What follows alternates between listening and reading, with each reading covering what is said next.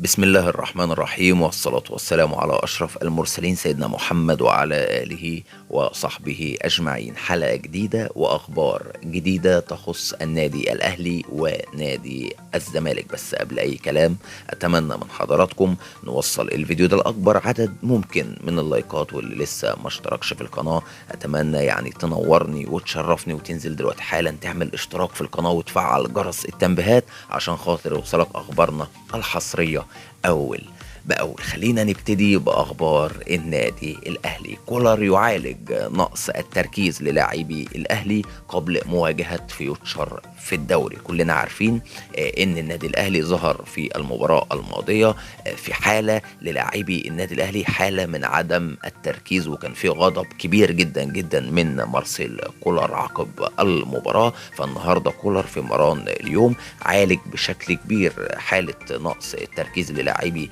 النادي الأهلي، وحذرهم تحذير شديد اللهجة بتنفيذ التعليمات الفنية كما يجب. فان شاء الله ربنا يوفق بكره لاعبي النادي الاهلي في مباراه مهمه، مباراه صعبه جدا جدا امام فريق مش سهل زي فرقه فيوتشر المحترمه.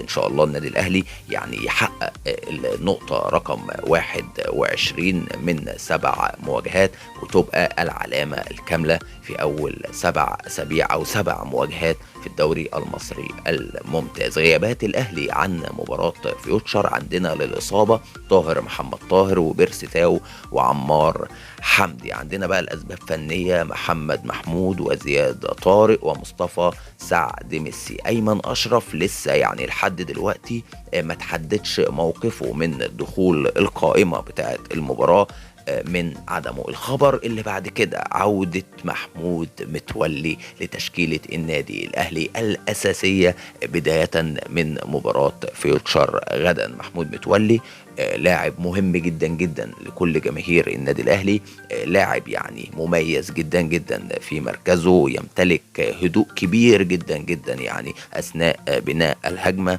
فمحمود متولي عودة حميدة إن شاء الله. محمود متولي كل جمهور النادي الأهلي بيثق فيه، فأتمنى إن محمود متولي ربنا يبعد عنه الإصابات في الفترة القادمة، لأنه تعرض لكمية كبيرة جدا جدا من الإصابات.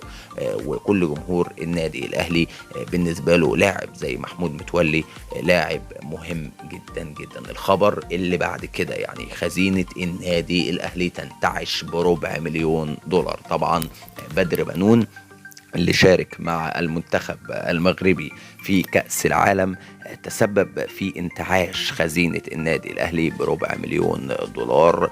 بدر بنون لعب مع منتخب أسود الأطلس اللي وصلوا إلى نصف نهائي كأس العالم، خرجوا امام المنتخب الفرنسي امس بخساره مشرفه جدا جدا للوطن العربي انهم يوصلوا للادوار دي.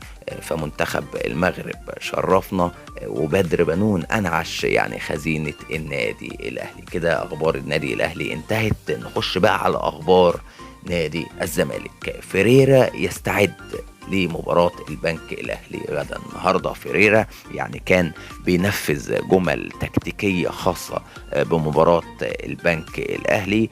فيريرا كان بيذاكر فريق البنك الأهلي، وعارف ان فريق البنك الأهلي بيلعب على التكتلات الدفاعية وبيأمن خطوطه الدفاعية.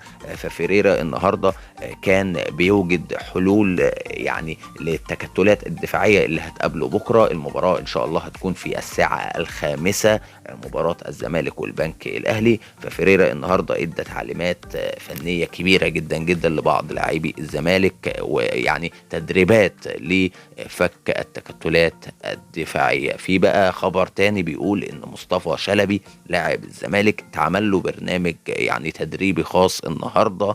مصطفى شلبي لاعب بقى مهم جدا جدا لكل جماهير نادي الزمالك، بيلعب وينج ليفت وينج رايت، مهاجم عنده يعني مهارات كبيرة جدا جدا، فهيعتمد عليه فيريرا في المباريات المقبلة بشكل كبير جدا جدا. طبيب نادي الزمالك ادى تعليمات برضو النهاردة لإبراهيم نضاي بعدم التحميل على الإصابة في العضلة الخلفية. إبراهيم نضاي عنده إصابة في العضلة الخلفية، خلاص يعني هانت أوقات قليلة جدا جدا وهيرجع للملاعب. إبراهيم نضاي بيلعب في مركز الوينج ليفت او الوينج رايت، ايضا لاعب يمتلك مهارات كبيره جدا جدا، يعني خلاص عودته تقترب من الملاعب. طبعا بقى الخبر الاخير للزمالك خبر يعني مؤسف جدا جدا.